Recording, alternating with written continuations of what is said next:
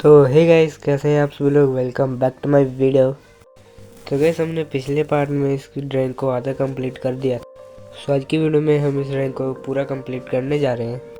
ये स्केच काफ़ी ज़्यादा डिटेलिंग वाला है, इसलिए मैं थोड़ा धीरे धीरे ही बना रहा हूँ। तो गाइस, अगर आपको ये ड्राइंग अच्छी लगी तो वीडियो को लाइक करें एंड चैनल को सब्सक्राइब करें।